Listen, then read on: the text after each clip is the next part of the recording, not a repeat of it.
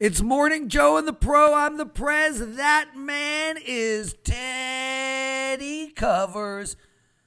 One of my closest friends who I hate. Yeah, are we friends or are we frenemies?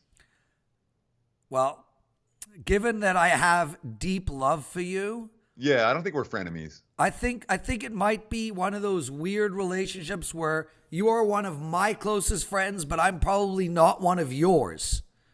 Well, that's always the case. You know, with most of your friends, I would think. Oh, bite me. Teddy, baby! Nothing better than Monday's show. I love doing Morning Joe with you. We're going to take apart a bunch of games on the NBA card. We have no promos today, but we do have a couple of things I want to talk about before we get into the card. You game? Sure. You know, it's your show, man. You tell me where you want to go. I'm ready. Okay, brother. Well, let's start with Sports Database Query Group over at WagerTalk.com. They have a 5% play in NBA tonight. It's a totals play. They're absolutely rolling, Teddy. 19-11 this season in totals. 66% lifetime in their 5-star NBA totals. And they have a spelling mistake in their sales pitch, but we'll forgive them. We're not grammar people. We're sports bettors. But that's the play today. So head over to WagerTalk.com. Take a look at sports data, query groups, 5-star NBA. As well, Carmine Bianco, our soccer and hockey machine, 28-10 in totals this year. And he is a totals play up tonight as well. I have a play on both hockey games. Teddy, how are you doing in sports betting right now, brother? You're not looking at my page right now? Yeah, you're red hot, dude, riding a 78% So why'd you ask me? all sports run over the last 4 days, 67% over the last 10 days. I know how to do this. I run this site. Well, Johnny runs this site, but I'm one of the owners. I just wanted you to brag. No, I'm not a good bragger. I like it when someone, for the highlights, look, I've been running good. You know, March has been a real good start. The end of February was real good. You know, we're winning in college hoops. We're winning in the NBA.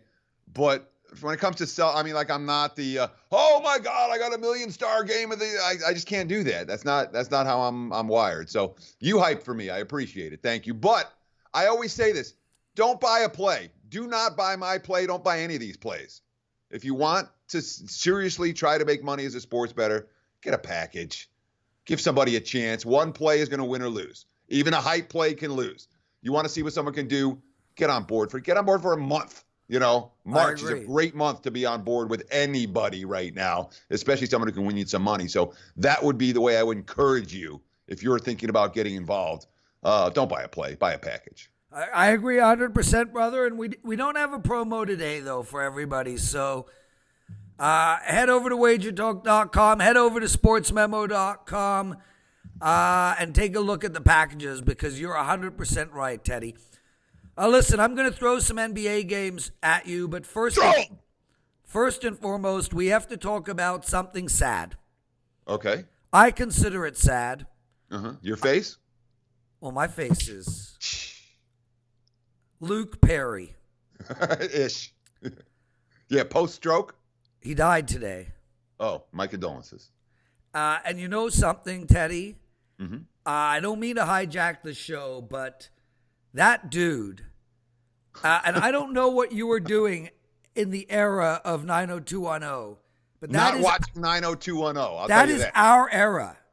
That's Sure. Did you watch it? Please tell me you didn't watch. Every Oh, episode. my God. You were one of those guys? And I thought you were straight. I actually stopped watching it probably towards the end, but I'm for sure got 6 or 7 full seasons in. Okay. I've never watched an episode.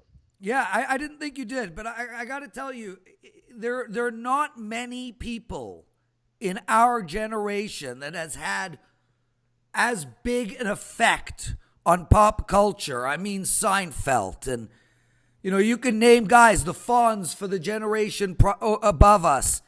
Luke Perry is not the Fonz, dude. Dude, Luke Perry was an icon for 10 years. No matter how you look at it, he Dude, you see this thing right here? Yes. I call that my Luke Perry.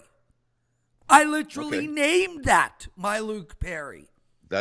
Congratulations, dude. The bottom line is, yes, you look even more like him today after his death. I guess we should end it there. Anyway, rip to Luke Perry, because that guy did have an influence on me. I was a huge fan. I know he can't act, but damn was he cool. Dylan We're McKay. all going to die, Prez. You're going to get there. I'm going to get there. Everyone watching this show is going to get there. Some deep Not shit. yet. We're all going to die. We're all going to die. Ah! Oh, my God. Some deep shit from Theodore. It's coming, man. The Grim Reaper's watching you right now. Just ticking on you, Prez. Theodore, let's talk some NBA hoops, shall we? Okay. Dallas in Brooklyn tonight. That's about my analysis. Thoughts? Yeah, I mean, supposed to be circle the wagons time for the Nets again. They're playing bad basketball right now. You know, they've lost 10 of their last 15. They lost 5 of their last 7 at home, coming off a real no-show game. So in theory, it's supposed to be circle the wagons time. The question is, are the Nets any good? And there's a legitimate question about that right now. You know, Dallas is a team that made, they traded 4 or 5 starters at the trading deadline. Of course they're going to struggle. You know, they've been in, but the Mavs were such a good point spread team. Remember, they were the number 1 point spread team in the NBA at the trading deadline. So the fact that they traded, there may well be some residual value continuing to fade the Dallas Mavericks. They too have lost 6 out of 7. And the only one they won during that span, frankly, a miracle victory. They rallied from 15 down in the fourth quarter to beat Portland. They were not the better team in that game. Teddy, I want to talk about Milwaukee, best team in the East, playing Phoenix. Look, this Phoenix team is an utter nightmare, and I don't even know what. The thing about it is, it's not even like they're heading in the right direction. They got a good rookie, but this team just can't seem to win games at all. They have won 2 of their last 700 games, including beating the Lakers and Miami. This Milwaukee team, man, they are on fire. But we've got a plus 13 home dog. Is there any value on Phoenix? Yeah, there's value. That doesn't mean you want to bet them. You know, you're not getting bargain prices to lay Milwaukee, and nobody is betting the Suns right now, which is at least part of the reason why this is minus 13 on the road. You also have the more profitable trends in the NBA this season. Milwaukee off a loss. The Bucks rallied in the last couple of minutes on Friday, the last 2.5 minutes on Friday. They went on that 13-0 run to beat the Lakers and cover in that ball game. Then they went up to Utah the next night and came up short. Milwaukee off a loss, 14-0 straight up, 12-2. That's a good look for you, Prez. 12-2 ATS following a single defeat. So this is, please get some mucus on there. Let's do some spit. Oh my God. That was nice. Don't know what the hell happened there, Teddy, but great all analysis. I know is I saw you spitting coffee back into the mug. and I'll drink it again. Yeah, and it's a good look for you. Yeah. Do some more spitting, please. Yeah, there's a bicep for you, Teddy. Whatever, dude. Yeah, you can bicep this. You want me to talk about the Suns and how bad they are? Go right ahead. I don't know what happened to me. The Suns are bad. Coach Igor, every day he lasts the day. It's really hard for the betting markets to attract money on Phoenix, which is why they're plus 13 home dogs tonight. Denver, just second place now in the West. They're playing San Antonio. And look, I mean, San Antonio, the Clippers, Sacramento, the Lakers. I mean, these teams are fighting for the last 2 spots. I don't even remember the last time San Antonio didn't make the playoffs. They are -1 at home tonight. The over and under 230. Denver's lost 2 in a row, Teddy. San Antonio's won 2 in a row. Look, I don't know how. I mean, Denver are like the New York Islanders of the NBA. I don't know how they've kept this run alive. Are they a sell team right now overall? And what do we do in this game? They are not a sell team overall right now. I think the Nuggets will continue to have regular season success. In the postseason, I don't look at Denver as being a team that's going to win 2 series and get to the Western Conference Finals. But I'm not looking at the Nuggets right now as a must-sell squad. That being said, we just talked about teams that you want to be backing off a loss. And Milwaukee and 14-0 straight up, 12-2 ATS. Denver's not that team. No. Denver has a losing record against the spread off a loss. On the road for the season, I've got them at 2-5 ATS. 2 covers all year off a loss on the highway. And in some ways, the Nuggets probably have overachieved a little bit. That's a very deep team. Their depth really behooves them in the regular season. In the postseason, depth is not the key issue. The key issue is star power, and I think the Nuggets are likely to come up short in that regard. All that being said, here's a Spurs team, and when the Spurs were competing for championships, the rodeo road trip, every year they'd come together on the rodeo road trip and kill teams. And that was when San Antonio flipped the switch. Well, this year's team won 1 game on a 3-week-long road trip. It was ugly. And they finished out the road trip losing to the Knicks and Nets. So it was, it was as ugly as it gets. So what happened?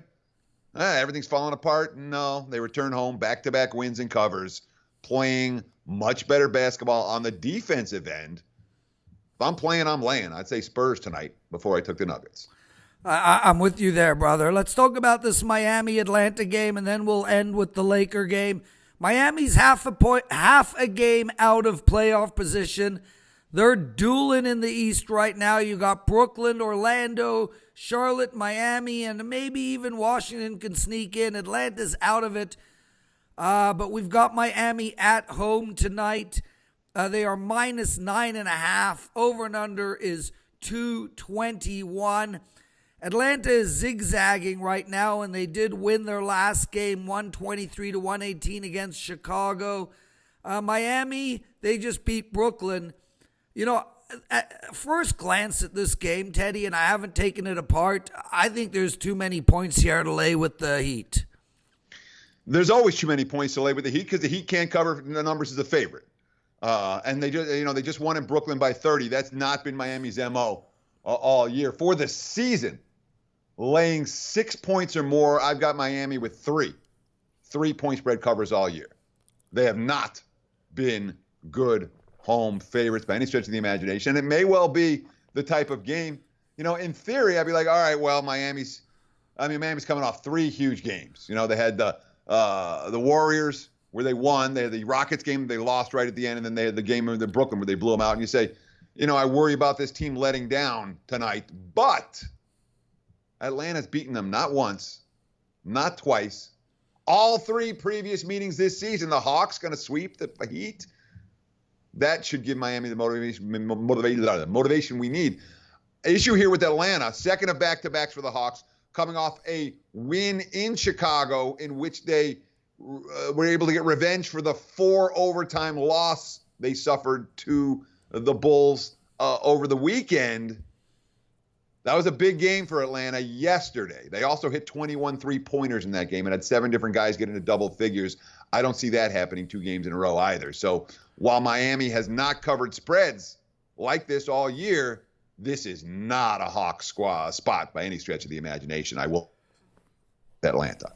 Theodore, before we get into the Laker game, what's going on in Vegas with this new football league? What's a AAF? I actually watched a little bit of the game yesterday. I can't remember the names of any of the teams, but one team was purple. The purple team yesterday. It was 11-11 with 4 to go. The purple team was driving quarterback Murray. I thought it was fun. I enjoyed it. You're talking, the 14-11 game where Atlanta upset Arizona. Yeah, there you go. Yeah, Atlanta was purple.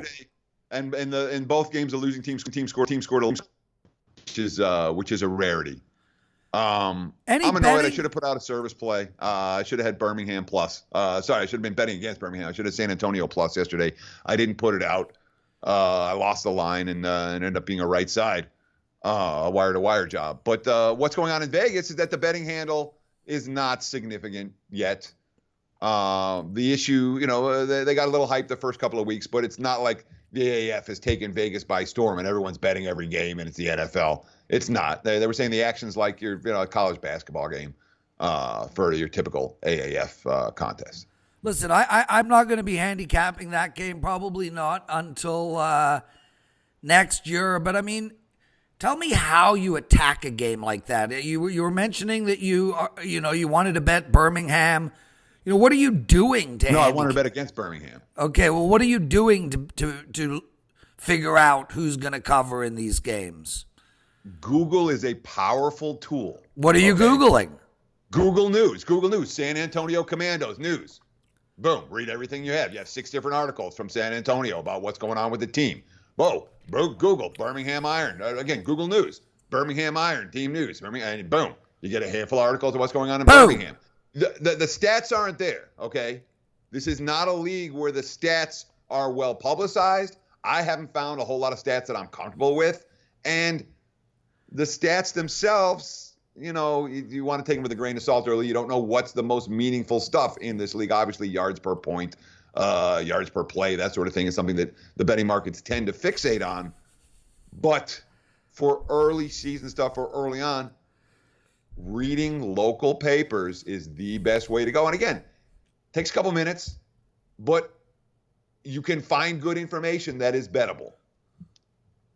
That's what we look for. He's Teddy Covers. I'm the Prez. You're watching Morning Joe and the Pro, and we'll talk about the Lakers and call it a show.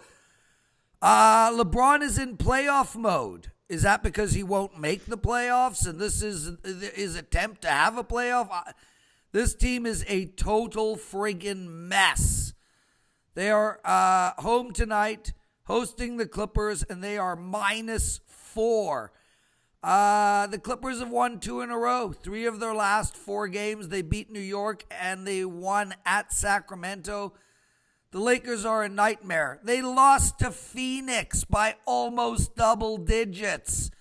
They beat New Orleans 3 games ago, and that's about it. This Lakers team is imploding. What the hell do you do in this game? And are the Lakers a sell team till the end of the season? No, they're not a sell team till the end of the season. They're not a sell team tonight. The markets are telling you that with the fact that the Lakers are -4, which is saying LA's the better team on a neutral floor. The Lake show's a better team on the neutral floor. The Clips have 3 starters under the age of 22. They remade their roster at the trade deadline to tank, not to make the playoffs, to tank. And again, with the loss to Phoenix on Saturday, let's talk about that, the nuance of that game.